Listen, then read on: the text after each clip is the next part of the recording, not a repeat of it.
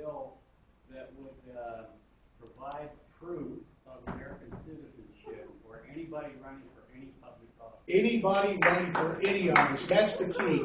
Because I'll just take you up the road here. I live up in Scottsdale. Maybe you remember in the early 1990s, the saga of Gary Treadway / Howard Mechanic. Here was a guy who was kind of a Bill Ayers revolutionary from the 60s. And I guess he had gotten out of the slammer. I don't know. I think he might have even established a new identity. And they find out about it like right before his name is put on the ballot. So it just seems to me, in terms of the notion of reciprocity, current law mandates that you and I prove that we are who we say we are when we go to vote. If we're going to ask that for voters, my heavens, it is eminently reasonable and practical to ask that simple request for those running for public office. So I would agree.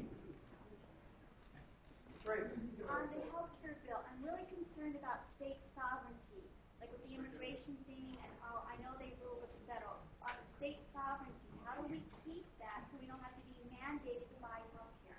Well, we were just talking about the courts, Teresa, and you bring up again, you may have heard what in the last 48 hours, maybe it was yesterday, Federal Judge Henry Hudson ruled that the Virginia lawsuit against the federal government to have Virginia opt out of Obamacare is absolutely constitutional. And so we're going to see that action in the courts. And of course, here on our ballot, there is a petition.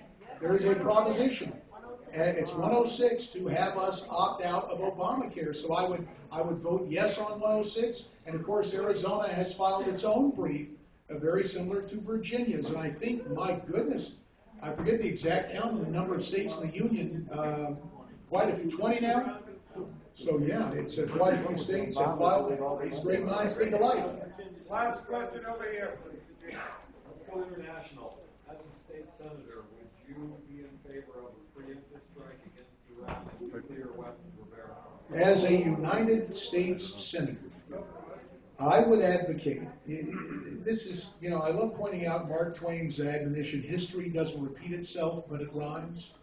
One of the reasons Dwight Eisenhower was very effective in terms of national security and foreign policy, one of the reasons